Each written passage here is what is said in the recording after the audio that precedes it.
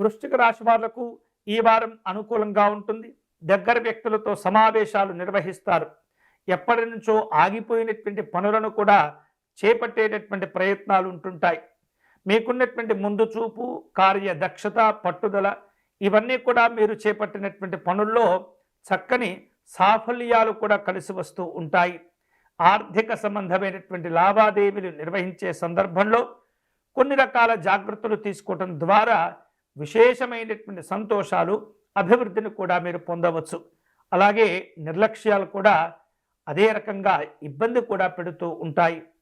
ఉద్యోగ ప్రయత్నాల్లో అనుకూలత ఉంటుంది. నిరుద్యోగ సంబంధమైనటువంటి సమస్యలు కాస్త ఒత్తిడిని కలగచేసినప్పటికీ ఎవరో ఒకరు మిమ్మల్ని సిఫారసు చేయటం ద్వారా మీకు ఉద్యోగ అవకాశాలు కలిసి రాబోతున్నాయి.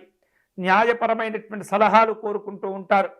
ఎప్పటి నుంచో ఆస్తి విషయాల్లో ఉన్నటువంటి వివాదాలు పరిష్కారం చేసుకునేందుకు కోర్టు సంబంధమైనటువంటి సహకారాన్ని కూడా కోరుకునేందుకు ఆలోచనలు చేస్తుంటారు. ఈ వారం వృశ్చిక రాశి వారు కొన్ని అనుకున్నటువంటి ప్రయాణాలు చేయవలసి వస్తుంది. అధికారికపరమైనటువంటి సమావేశాలు కూడా నిర్వహిస్తూ ఉంటారు.